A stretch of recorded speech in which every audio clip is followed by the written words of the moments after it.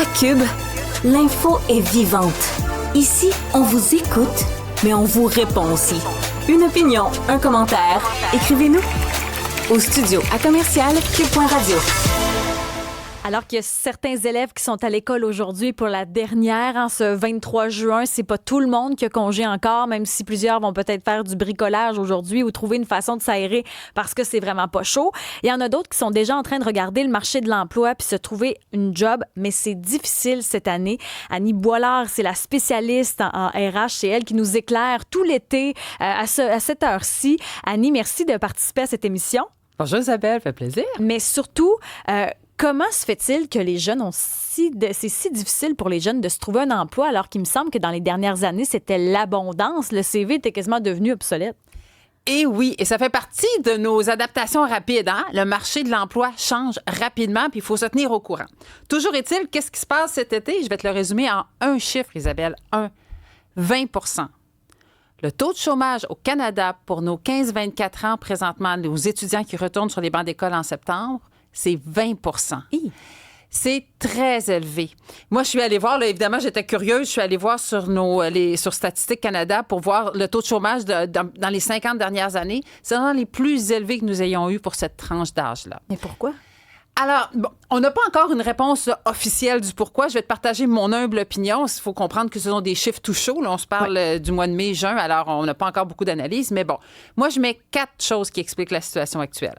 D'abord, notre économie est un peu fragilisée présentement. Là. Rappelons-nous que nous sommes rentrés en 2025 avec le plus bas nombre de postes disponibles depuis une décennie.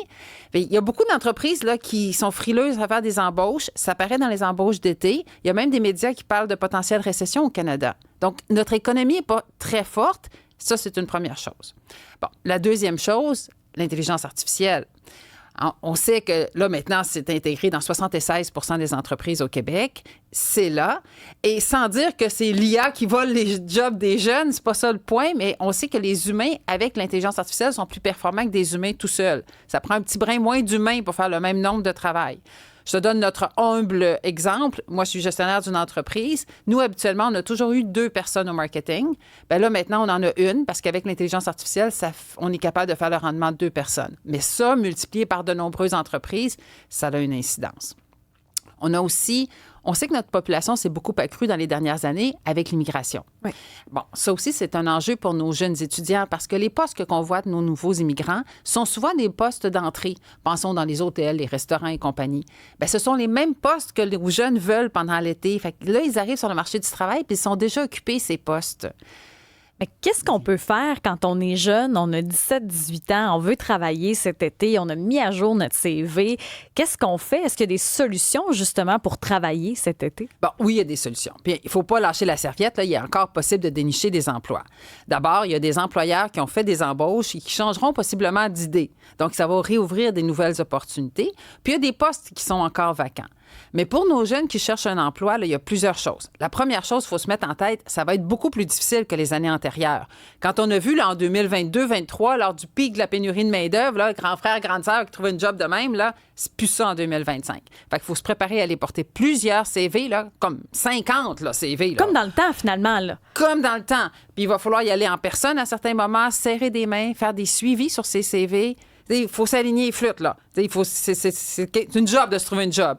Mais puis dans le temps, on avait les fameuses pages de présentation, lettres de motivation, le CV. Est-ce que c'est encore nécessaire aujourd'hui? On avait l'impression des fois que le CV, c'était comme devenu secondaire, mais est-ce qu'on doit mettre de l'attention là-dedans encore? En 2025, on recommande surtout de mettre de l'attention sur le CV lui-même, moins la lettre de présentation.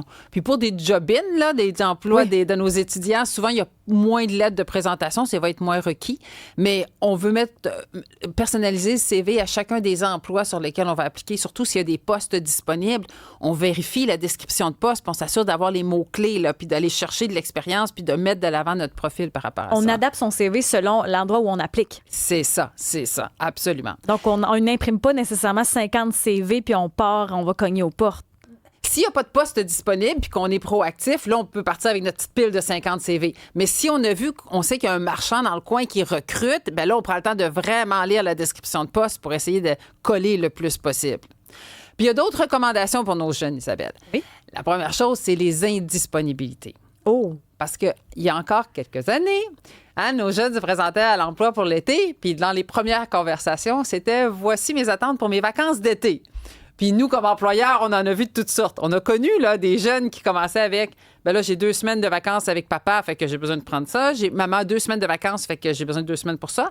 C'est mon été, je veux me reposer, je vais aussi prendre 2 semaines pour moi. » Puis là, nous, employeurs, on était c'est parce que l'été, il y a 9 semaines. Oui. Puis moi, je me faisais dire, dans une gérante d'épicerie, là, elle me disait, moi, dans le temps, j'avais peut-être 2 étudiants, l'été ou pendant l'année. Puis aujourd'hui, on a une liste de 20 noms et on a de la difficulté parfois à combler certaines cases horaires. Absolument. Mais ça, c'était à l'époque, Isabelle. Là, il ne faut pas confondre. Là, 2025, il faut faire attention aux indisponibilités.